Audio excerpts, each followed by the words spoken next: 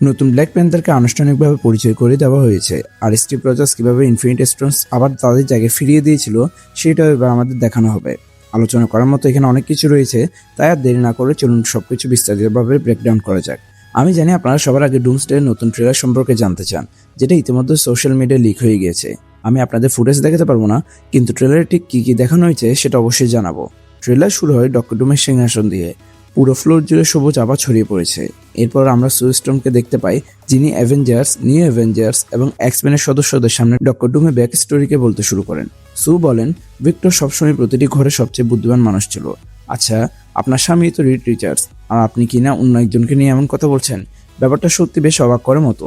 এরপর আমরা আরও কয়েকটা ক্যারেক্টার ঝলক দেখি, যেমন গ্যাম্বিট এবং স্টিভ রজার্স। তারপর সু বলতে থাকেন, সে আগে একেবারে অন্যরকম ছিল। সে ছিল খুবই দয়ালু এবং যত্নশীল, কিন্তু তারপর তার কাছ থেকে এমন সবকিছু কেড়ে নেওয়া হয় যেগুলোকে সে সবচেয়ে বেশি ভালোবাসত। আমি জানতাম সে হারিয়ে গিয়েছে, কিন্তু বুঝতে পারিনি সে পুরোপুরি ভেঙে পড়েছে। আর গাইস, সু যখন এই কথাগুলো বলছিলেন, তখন আমাদের অ্যাভেঞ্জার্স ডুমসডে পোস্টার দেখানো, সেই মা ও সন্তানের পেন্টিংটা দেখানো হয়। এই পোস্টারে আমরা আগে আলোচনা করেছি, কিন্তু সুয়ের এই সংলাপ শোনার পর এখন প্রায় নিশ্চিতভাবে বলা যায় ওই ছবিতে আসলে ডক্টর ডুমের স্ত্রী ও সন্তানকে দেখানো হয়েছে, আর তাদের নিচে দেখা যাচ্ছে একটি সম্পূর্ণ ধ্বংস হয়ে যাওয়া পৃথিবী। লিকে আমরা আগে শুনেছিলাম স্টিভ রজার্সের টাইম ট্রাভেলের কারণেই বিভিন্ন ইনকারশন তৈরি হবে, আর সে কারণেই ডুম তার পরিবারকে হারাবে। এখন সবকিছু ধীরে ধীরে পরিষ্কার হয়ে যাচ্ছে। ডক্টর ডুমের পরিবার মারা গিয়েছে, আর সে ঘটনার প্রতিশোধ সে নেবে স্টিভের কাছ থেকে। এরপর রিড ডুমকে জিজ্ঞাসা করে, ভিক্টর, এটা কি তুমি করেছো? তারপর আমরা দেখি ধ্বংসস্তূপের মাঝে দাঁড়িয়ে আছে ডক্টর ডুম, আর তখন তার একটি ডায়লগ শোনা যায়, তোমরা সবাই এতদিন নাকি চুরি করা জীবন নিয়ে বেঁচে আছো, এবার সেই জীবন তোমাদেরকে ফিরিয়ে দিতে হবে। রিড আরও রাগান্বিত হয়ে চিৎকার করে আবার জিজ্ঞাসা করে, আমাকে উত্তর দাও ভিক্টর, এটা কি তুমি করেছো? এরপর আমরা জনি স্টোনকে এবং ফ্র্যাঙ্কলিন রিচার্ডসের এক দৃশ্য দেখি, যেখানে জনি তার ভাগ্নে ফ্র্যাঙ্কলিনকে জড়িয়ে ধরছে। গাইস, প্রথম ট্রেলারের এই দৃশ্যটা ছিল যেখানে জনি কাউকে আলিঙ্গন করছে। তখন আমাদের ধারণা ছিল হয়তো সে সু এর বোনকে জড়িয়ে ধরেছে, কিন্তু দ্বিতীয় ট্রেলারে নিশ্চিত হয়ে গেল যে সে আসলে তার ভাগ্নে ফ্র্যাঙ্কলিন রিচার্ডসকে জড়িয়ে ধরেছিল। এরপর প্রফেসর এক্সের একটি নতুন দৃশ্য দেখা যায়। তারপর প্রথমবারের মতো ট্রেলারে আমরা ম্যাগনেটোকে তার সম্পূর্ণ স্যুটে দেখতে পাই। সে আকাশের দিকে তাকিয়ে আছে, আর তাকে ভীষণ আতঙ্কিত মনে হচ্ছে। ম্যাগনেটোর মতো একজন কিংবদন্তি মিউট্যান্ট যখন ভয় পেতে দেখবেন, তখনই বুঝে যাবেন হুমকিটা ঠিক কতটা ভয়ঙ্কর। এরপর আমাদের স্টিভ এবং তার সন্তানের একটি পুরনো শট দেখানো হয়। পাশাপাশি থর এবং লাভের প্রথম টিজারে থাকে দৃশ্যটি এখানে রাখা হয়েছে। এরপর আমরা ব্ল্যাক প্যান্থার সুরিয়ার একটি নতুন শট দেখতে পাই, আর তার পেছনে আরো দুইজন নারী চরিত্রকে দেখতে পাই। দেখে মনে হচ্ছে তারা নাকিয়া এবং ওয়াস্প। অন্যদিকে সাইক্লোপসকে মাটিতে পড়ে থাকতে দেখা যায়। এরপর আসে ডক্টর ডুমের একটি দুর্দান্ত দৃশ্য, যেখানে সে একটি বিল্ডিং এর উপর থেকে নিচে ঝাঁপ দেয়। তার গতি এতটাই অবিশ্বাস্য যে মনে হবে যেন ফ্ল্যাশের শক্তি তার মধ্যে চলে এসেছে। দেখে সহজে বলা যায় এই সিনেমায় ডক্টর ডুমের সুপার স্পিডও থাকবে, কারণ সে একেবারে ভূতের মতো গতিতে চলাফেরা করছে। তাকে দেখলে সত্যি গায়ে কাটা দিয়ে উঠবে। এরপর আমরা আবার থর বনাম ডক্টর ডুমে এসে প্রথম ট্রেলারের দৃশ্যটি দেখি। তবে এবার আক্রমণ করার আগে থর একটি ডায়লগ বলে, আমি শপথ করছি তুমি আমার কাছেই নরকের জন্য ভিক্ষা চাইবে। এরপর ট্রেলারে যেমনটা দেখানো হয়েছিল, ডক্টর ডুম মাত্র 2 আঙ্গুল দিয়ে স্টোন ব্রেকারকে থামিয়ে দেয়। তারপর হালকা একটি ঝড়কে সেটাকে অনেক দূরে ছুঁড়ে ফেলে এবং সঙ্গে সঙ্গে থরকে চেপে ধরে। থরকে চেপে ধরে অবস্থায় সে বলে, hell answer to me, for I am doom. অর্থাৎ বুঝতে পারছেন ডায়লগ কতটা স্ট্রং এবং ভয়ঙ্কর শোনাচ্ছে। এরপর এক্সম্যানের কোয়ার্টারে আমরা ডক্টর ডুমকে দেখি। সে মাটিতে প্রচন্ড জোরে একটি ঘুষি মারতে চারপাশে পড়ে থাকা সব সেন্টিনেল আবার জীবিত হয়ে ওঠে। ঠিক এই দৃশ্যটির লিক আমরা কিছুদিন আগে দেখেছিলাম। আর গাইস, ট্রেলারে তার এই শেষ সংলাপটা এতটাই শক্তিশালী আর ভয়ঙ্কর শোনায় যে অনেক ভক্তের কাছে দ্বিতীয় ট্রেলারটি প্রথমটার চেয়ে বেশি ভালো লেগেছে, কারণ এই ট্রেলারে ডক্টর ডুমের চরিত্র সম্পর্কে অনেক গুরুত্বপূর্ণ তথ্য প্রকাশ করা হয়েছে। প্রথমত আমরা তার মৃত পরিবারকে দেখতে পাই। ফ্যান্টাস্টিক ফোরের সঙ্গে তার সম্পর্ক দেখানো হবে, তার আসল উদ্দেশ্য কি সেটা পরিষ্কার করা হবে। আর সবচেয়ে বড় বিষয় হলো শেষ পর্যন্ত সে সব হিরোকেই বিট্রে করবে। ট্রেলারের যে অংশে রিড তাকে জিজ্ঞাসা করছে, ভিক্টর, এটা কি তুমি করেছো?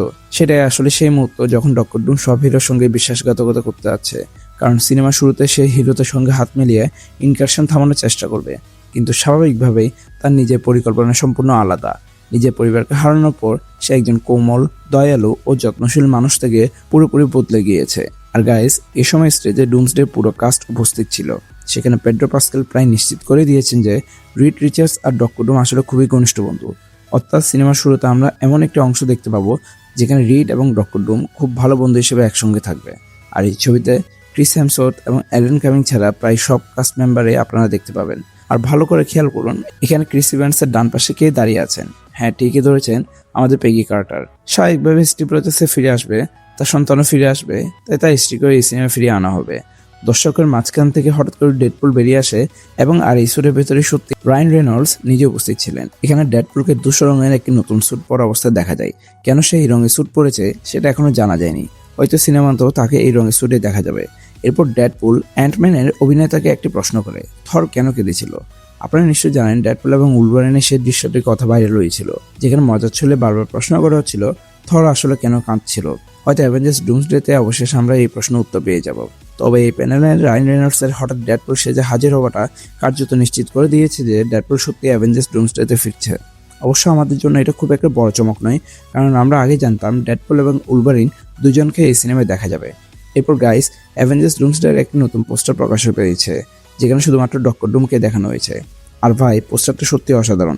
বলতে হবে এটা সম্ভবত এখন পর্যন্ত দেখা সবচেয়ে দুর্দান্ত অরা ফার্মিং পোস্টারগুলোর একটি। ভালো করে খেয়াল করলে দেখবেন ডক্টর ডুমের স্যুটে থাকা প্রতীকগুলোর মধ্যে ক্যাপ্টেন মার্বেলের স্টার এবং থরের হাতুড়ির প্রতীকও রয়েছে।